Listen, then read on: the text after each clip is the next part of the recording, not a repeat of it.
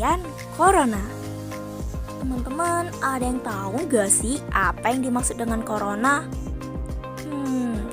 Corona ialah sebuah penyakit yang disebabkan oleh virus corona, atau bahasa latinnya ialah Severe Acute Respiratory Syndrome Coronavirus 2 yang disingkat sebagai SARS-CoV-2.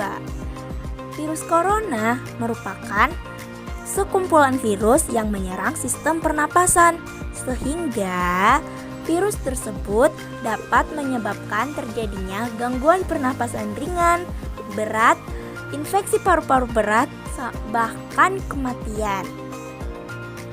Oh iya, coronavirus masih satu keluarga dengan virus SARS karena virus corona maupun virus SARS disebabkan oleh unggas. Sebab itu, virus corona masih memakai nama ilmiah virus SARS.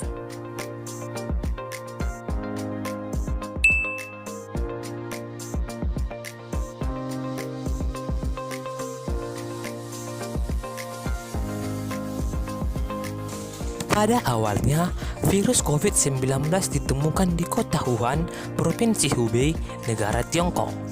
Virus ini diduga muncul antara bulan Oktober atau November 2019 dan terdeteksi pada tanggal 1 Desember 2019.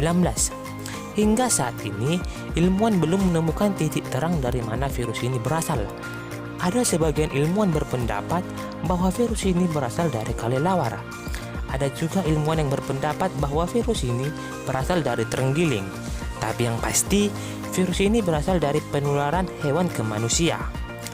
Virus ini diduga disebarkan oleh seorang wanita berusia 57 tahun bernama Wei Guixian yang berprofesi sebagai penjual udang di pasar grosir makanan laut Huanan. Sekedar informasi, pasar grosir makanan laut Huanan menjual berbagai makanan ekstrim seperti kelelawar, ular berbisa, burung pegar, terenggiling, dan binatang liar lainnya. Awalnya, pada 10 Desember 2019, dia merasa demam, sesak napas, dan tidak enak badan. Kemudian dia memeriksakan diri ke klinik terdekat. Namun, setelah memeriksakan diri, dia kembali berjualan. Disitulah awalnya penyebaran virus COVID-19 hingga ke 216 negara. Hingga pada akhirnya WHO menetapkan status coronavirus di SARS sebagai pandemi global pada Rabu 11 Maret 2020 di Jenewa, Swiss.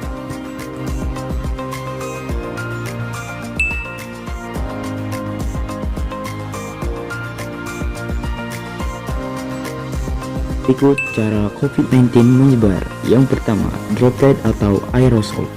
Ketika orang yang terinfeksi COVID-19 batuk, bersin, atau berbicara, tetesan atau partikel kecil yang disebut aerosol membawa virus ke udara dari hidung atau mulut mereka. Kemudian aerosol tersebut akan dihirup oleh orang yang berada di dekat dirinya. Yang kedua, transmisi udara. Penelitian menunjukkan bahwa virus dapat hidup di udara hingga 3 jam. Cara penyebaran virus corona dapat terjadi melalui udara, yaitu ketika seseorang menghirup udara dari orang yang terinfeksi COVID-19, kemudian virus akan masuk ke dalam paru-paru. Ketiga, transmisi permukaan. Penularan virus corona dapat terjadi saat seseorang menyentuh permukaan tempat seseorang yang terinfeksi batuk atau bersin. Mungkin saja Anda menyentuh meja atau gagang pintu yang terkontaminasi virus corona, lalu menyentuh hidung, mulut, atau mata. Virus dapat hidup di permukaan seperti plastik dan baja, tahan karat selama 2 hingga 3 hari. Untuk mencegah penularan, bersihkan dan desinfeksi semua meja, dapur, kenop, dan permukaan lain yang sering disentuh beberapa kali dalam sehari. Yang keempat, facial oral atau limbah manusia. Cara penyebaran virus corona dapat terjadi pada facial oral atau kotoran manusia. Sebuah studi menunjukkan bahwa partikel virus dapat ditemukan di kotoran orang yang terinfeksi COVID-19. Jika orang tersebut menggunakan kamar mandi dan tidak mencuci tangan, mereka dapat menginfeksi benda dan orang yang disentuhnya.